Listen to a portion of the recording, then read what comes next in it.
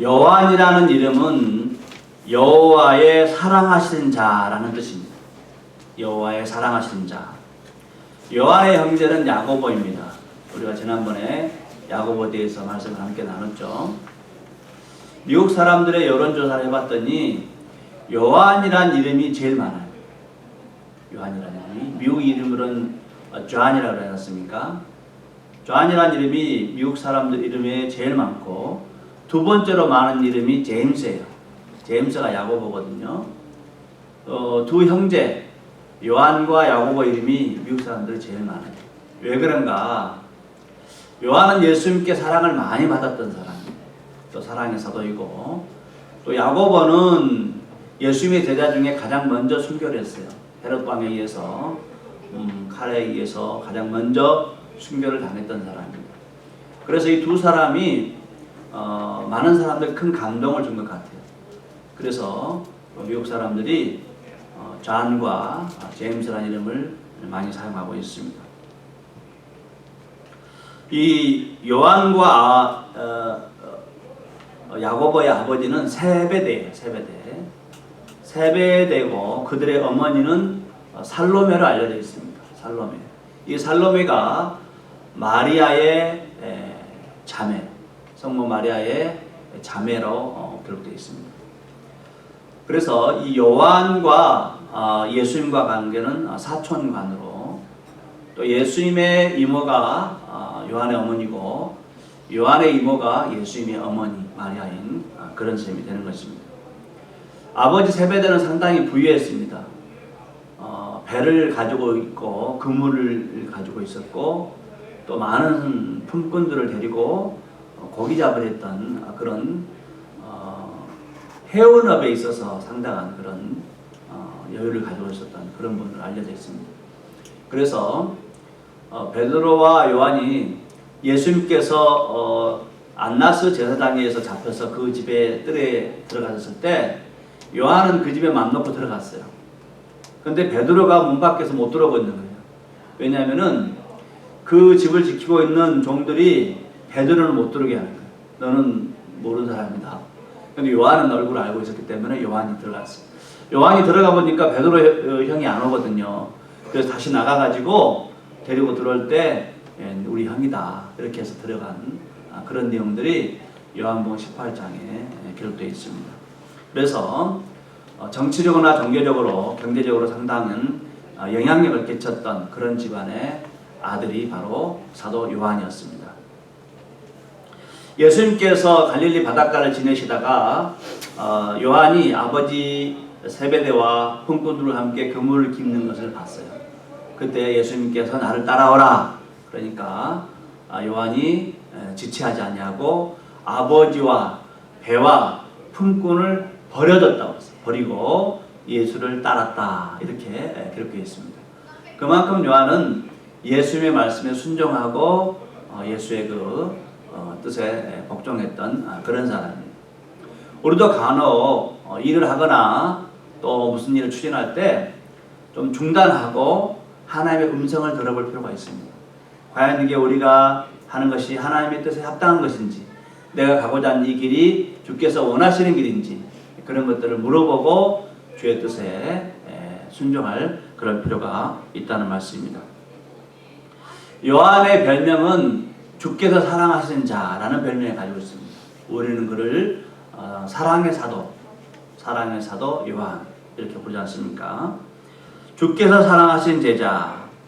그래서 요한 라인이라고 그러는데 요한복음, 요한1서, 요한2서, 요한3서 그리고 요한계시록 이렇게 해서 이런 복음서와 서신서를 요한 라인이라 그럽니다. 이 모든 것들을 사도 요한이 썼어요. 그런데 다른 제자들의 그 복음서와 서신서와 다르게 요한은 모든 그 복음서와 서신서에 사랑에 대해서 강조했어요. 사랑이 요한 그 서신서와 복음의 키워드예요. 모든 그 성경에 사랑에 대해서 굉장히 강조를 하고 있습니다. 그런데 우리가 이 사도 요한이 사랑에 대해서 강조하고 있는데 처음부터 사도 요한이 사랑을 알고 사랑을 실천하고 사랑스러운 그런 제자였나? 그렇지는 않았다는 것입니다. 사도 요한은 굉장히 포악하고 괴팍하고 성질이 불같고 또 이기적이고 마음이 옹졸하고 야망이 있는 그런 사람이었어요. 사도 요한은 성격이 아주 불같았어요. 예수님께서 야고보와 그의 형제 요한에게 보아너게 우레의 아들이라는 그런 별명을 지었어요. 우레의 아들. 번개치고 막 우레 천둥치고 하잖아요.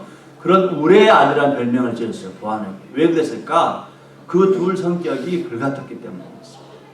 예수님께서 갈릴리에서 예루살렘에 올라갈 때 도중에 사마리아 땅이 있어요. 사마리아를 지날 때 그 동네에 들어가서 먹을 것을 해결하고 숙식을 해결하고자 그 동네에 들어가기로 그랬어요. 그런데 이 사마리아 사람들이 예수님의 일행을 영접하지 않는 거예요. 반가워하지 않아요. 그래서 야고보와 요한이 화가 나가지고 예수님께 말합니다.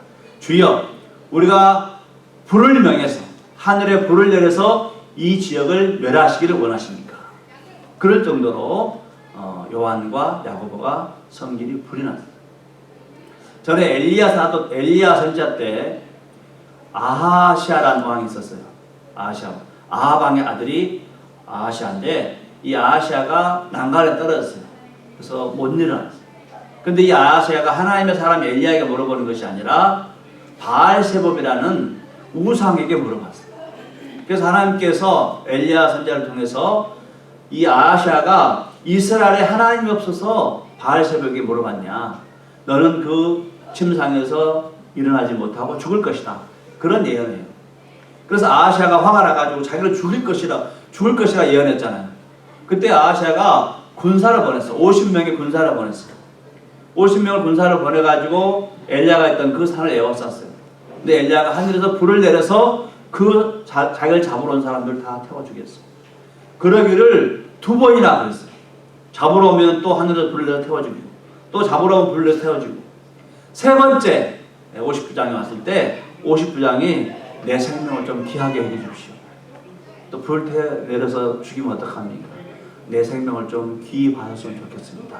무릎 꿇고 그렇게 사정을 하니까 엘리야가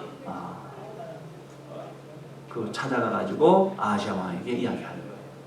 당신이 이러이러해서 내려오지 못하고 죽을 것입니다. 그런 동네가 바로 사마리아 지역. 엘리야가 불을 내렸듯이 자기들도 불을 내린다는 거죠. 그만큼 이 요한이 성격이 과격하고 급했던 사람입니다. 또 요한은 마음이 옹졸하고 시기심이 많았어요. 옹졸하고 시기심이 많았어요. 예수님께서 제자들을 파송하실 때 귀신을 쫓는 능력과 병을 고치는 능력과 약한 자들을 강하게 하는 그런 능력을 주셔서 복음을 전파하도록 했어요. 동네마다 다니면서 예수 이름으로 명하노니 귀신아 따라갈지어다. 그렇게 선포를 하면은 그 악령에 시달렸던 사람들이 자유롭게 되고 치료가 되는 거예요. 근데 그것을 그 동네 사람들이 봤어요. 그래서 자기들도 한번 해보는 거예요. 예수님의 이름으로 명하니 악한 영은 따라갈지어다. 예수님 이름으로 선포했더니 정말로 귀신이 따라가는 거예요. 그래서 사람들이 신기하니까 계속적으로 했어요. 그런데 이 부류는 예수님의 12제자 가운데 들어오질 않고 따로 다니면서 한 거예요. 그렇게 예수의 이름을 선포하고. 그랬더니 요한이 보니까 시기가 나잖아요. 자기들의 건데 이 예수를 따르지 않는 사람도 그걸 하고 있으니까 쫓아가지고 그거 하지 마. 너네들 왜 너네들 우리 스승 이름을 팔아먹고 다녀? 이러면서 못하게 했어요. 그때 예수님께서 금하지 말라. 우리를 해치지 않는 사람들은 금하지 말라. 우리는 한편이다. 그렇게 이야기한 적이 있습니다. 그만큼 요한은 시기심이 많았던 사람. 또 요한은 아주 이기적이고 야심가였어요. 이기적인 사람이고 야심적인 사람이었어요. 예수님께서 십자가지로 올라가실 때 이 야고보와 요한이 예수님을 개인적으로 찾아갔어요. 12제자의 수장은 베드로예요. 베드로. 그런데 이 야고보와 요한이 개인적으로 찾아가가지고 예수님께 예수님의 나라가 임할 때 나와 야고보 형님을 예수님의 왼편과 오른편에 앉게 해주십시오. 이렇게 부탁하는 거예요. 개인적으로. 다른 제자들이 화가 났겠어요? 안 났겠어요? 제일 높은 자리 둘을 자기들이 다 차지하겠다고 그러니까 다른 제자들이 싸우잖아요. 또 베드로 형님도 계시는데 그만큼 자기들만 생각한 거예요. 자기가 출세하고 자기가 권력을 갖겠다는 거잖아요. 그동안 3년 동안 같이 따라다니면서 형제처럼 지냈던, 갈릴리에서 같이 형제처럼 지냈던 그런 사람들 다 뒤로하고 자기들이 제일 먼저 권력을 잡겠다는 거예요. 그만큼 이기적이고 야망이 있는 그런 사람들.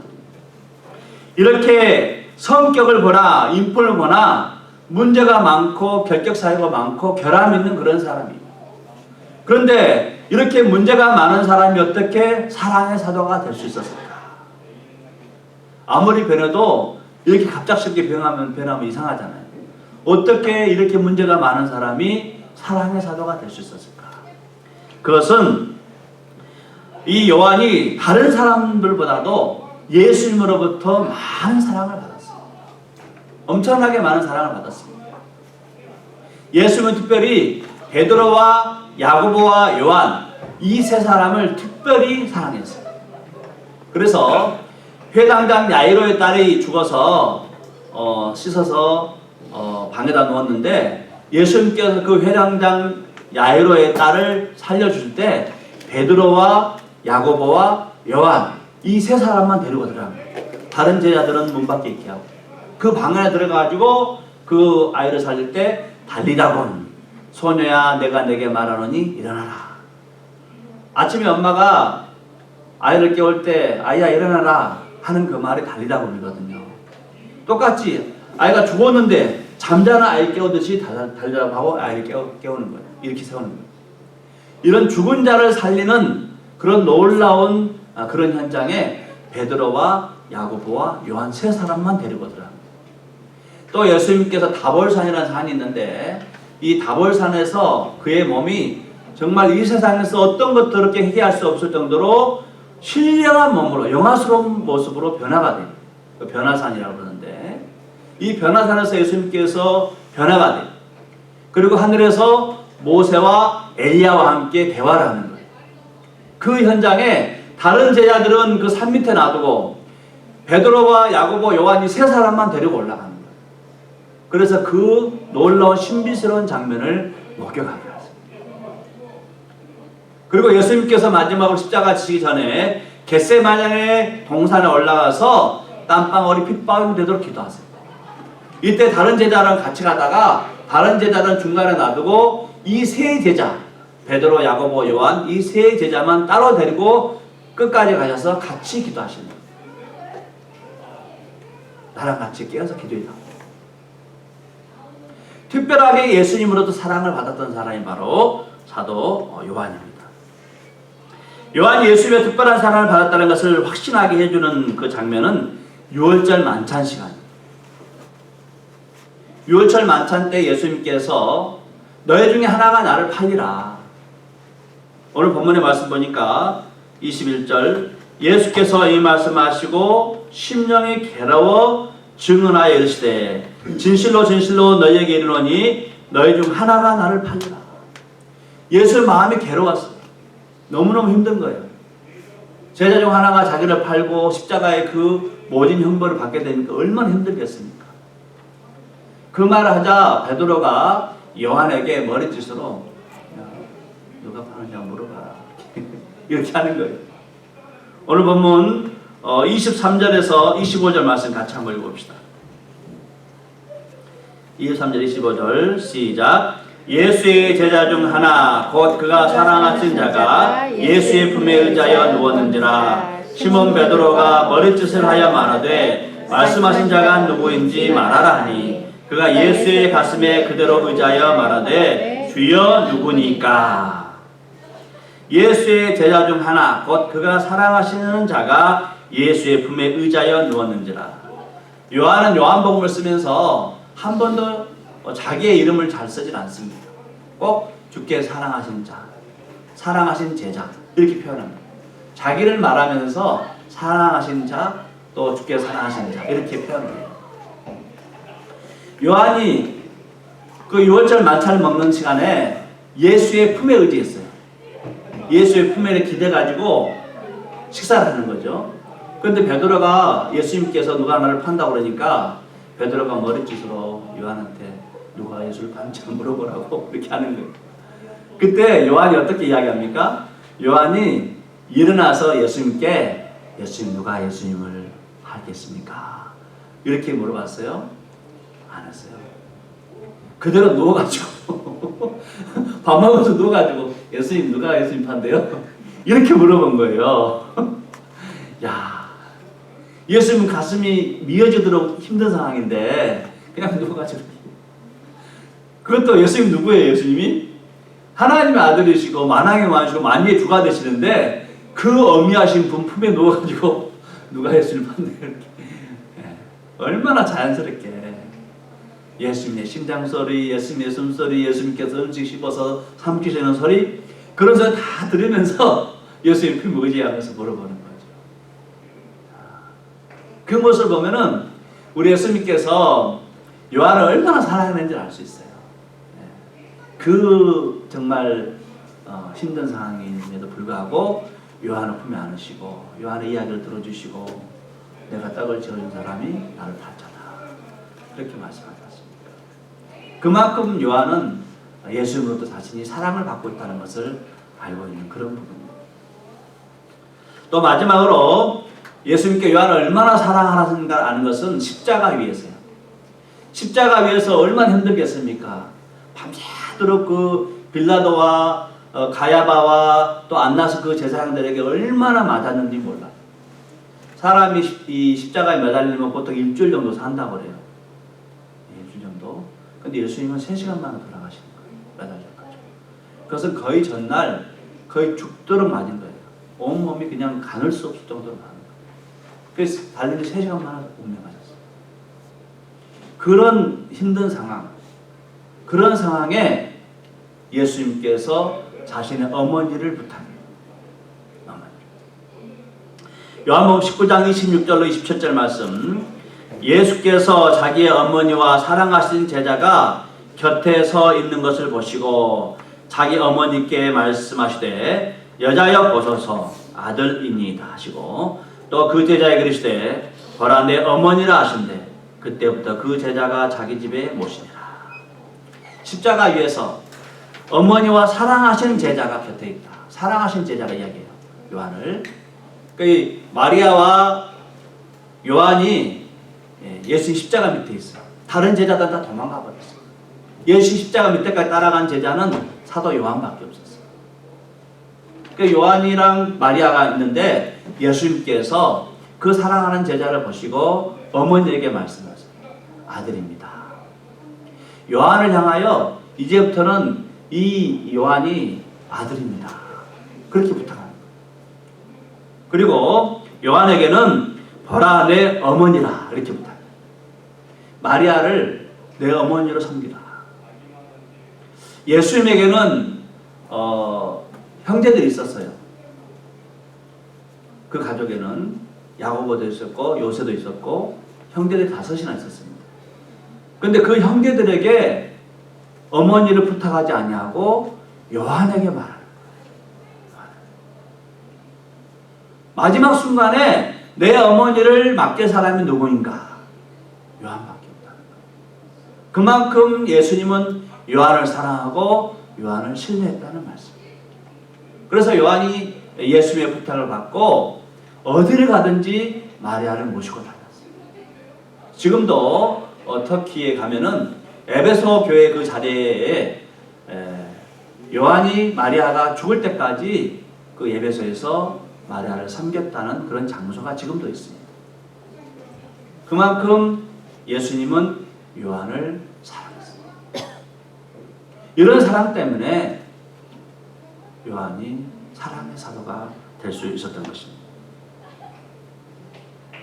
이런 많은 사랑을 받았기 때문에 요한은 사랑을 깨닫고 죽는 순간까지 사랑에 대한 말씀을 증언했어요. 요한일서 4장 7절로 8절 말씀 같이 한번 읽어볼까요? 시작. 사랑하는 자들아 우리가 서로 사랑하자. 사랑은 하나님께 속한 것이니 사랑하는 자마다 하나님으로부터 나서 하나님을 알고 사랑하지 아니하는 자는 하나님을 알지 못하나니 이는 하나님은 사랑이십니다. 사랑하는 자들아 우리가 사랑하자. 사랑은 하나님께 속한 것입니다. 하나님을 사랑하는 자마다 하나님으로부터 나서 하나님을 알고, 사랑하는 자마다 하나님으로부터 나온다는 것. 사랑의 출처가 하나님. 우리가 사람의 출처가 아니고 사랑의 출처는 하나님이라는 거죠. 왜요? 사도 요한은 하나님이신 예수님으로부터 그 사랑을 받았기 때문에, 사랑의 출처가 어딘지를 분명히 알아요. 사랑하는 그 예수님으로부터 사랑을 받았기 때문에 우리가 서로 사랑하자고 말씀할 수 있었던 것입니다. 그렇다면 하나님의 사랑은 어떤 사랑인가? 그것은 바로 독생자 예수 그리스도를 우리에게 내어주시기까지 사랑하시는 그 놀라운 사랑이라고 말씀해 주고 있습니다. 다 몰라도 이 말씀은 사람들 다 들어봐요. 요한복음 3장 16절. 하나님이 세상을 이처럼 사랑하사 독생자를 주셨으니 이는 그를 믿는 자마다 멸망하지 않고 영생을 얻게 하려 하십니다. 하나님의 사랑이 얼마나 큰지, 독생자를 주셔서 이 땅에 멸망되어질 모든 사람을 위해서 독생자를 내어주기까지 우리를 사랑하시는 그런 사랑이라고 말씀해 주고 있습니다. 요한은 주님으로부터 한없는 사랑을 받았어요. 그렇기 때문에 다른 사람들을 사랑하라고 말할 수가 있었던 것입니다. 사랑을 받는 사람이 사랑을 할 수 있습니다. 그러나 사랑을 받아보지 못한 사람들은 어떻게 사랑하는지를 몰라요.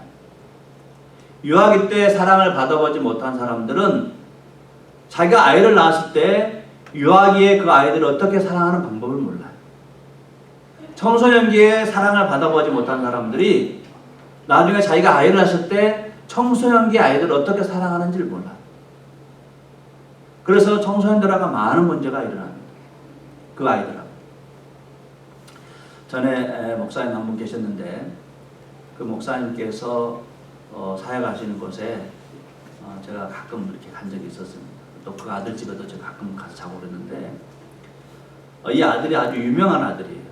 고등학교 때부터 술 먹고 담배 피고 동네 아여간 그 사람들 다 건드려요. 내가 그 집에 자고 아침에 일어나면은 갈 때마다 파트너가 바뀌어요. 남자 파트너 말고 여자 파트너가 갈 때마다 바뀌어. 그래서 소문이 아주 안 좋은 소문이 돌았어요. 너무너무나 안 좋은 소문이 돌았어요. 차라리 이제 대학교 갔는데 대학교 가서도 그러는 거예요. 그래서 동네 사람들한테 또 교인들한테 너무너무 민망해. 차라리 걔가 대학을 갔으니까 그 지역에 말고 다른 곳으로 떠나갔으면 좋겠어요. 교회도 나오지 말고 다른 곳을 갔었어요. 그런데 그 아빠가 안 하는 거예요. 그게 저보고 그러더라고요. 아무리 자식이 잘못해도 아버지와 사랑의 끈은 놓치면 안 됩니다. 아버지와 사랑의 끈이 떨어지면은 이 아이는 언제 돌아올 수 없다는 거예요. 그래서 나중에 그 아이가 사고를 내가지고 그 지역에 살 수가 없었어요.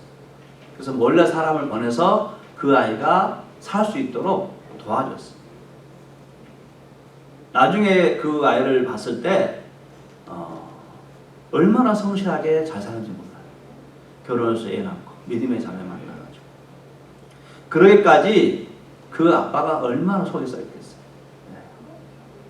속이 새까맣게 탔죠. 더구나 목사인데. 그래가지고 그 지역에서 아주 유명한 그 망나니처럼 살았어요. 근데 그 아빠가 그렇게 사랑의 끈을 놓치면 안 됩니다. 그거 놓치면은 아이는 영원히 버릴 수밖에 없습니다. 물론 책망도 하고 꾸지람도 하죠. 그러나 그 선 이상은 넘지는 않더라고요. 돌아오길 기다립니다. 참 그 목사님은 제가 개인적으로 이렇게 존경하는 그런 목사는 아니에요, 솔직히. 근데 그 아이에 대한 것만은 제가 지금도 항상 이렇게 메모리 되어 있습니다. 요한은 예수님으로부터 그 놀라운 사랑을 받았기 때문에 우리도 형제들 사랑하는 것이 마땅하다, 이렇게 말합니다.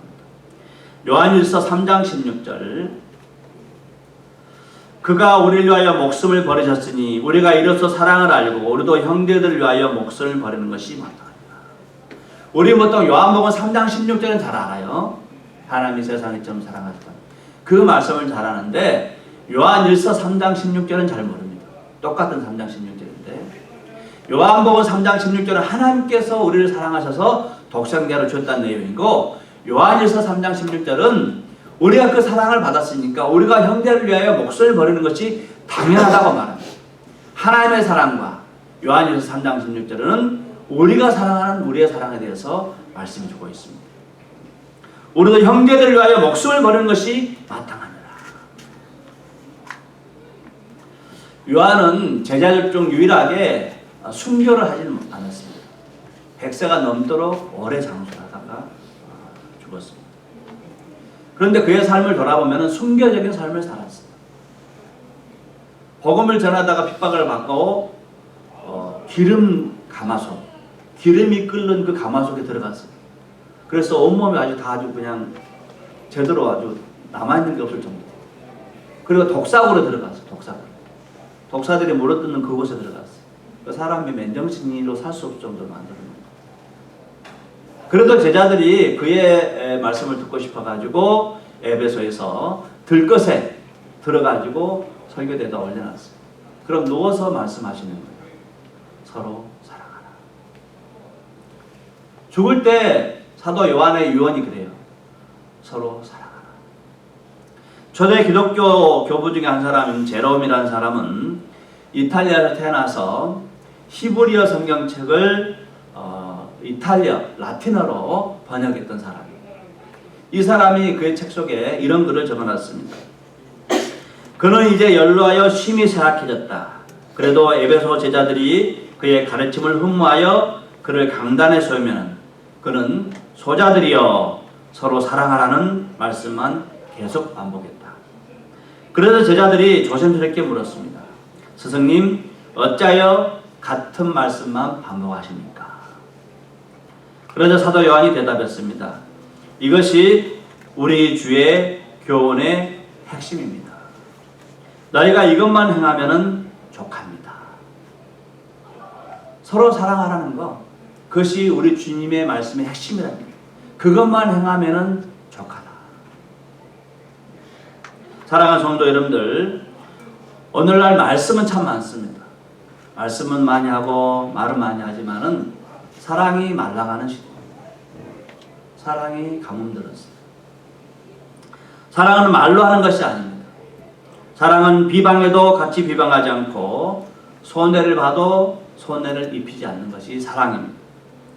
화가 나도 급히 화내지 않고 인내하고 오래 참는 것이 사랑입니다.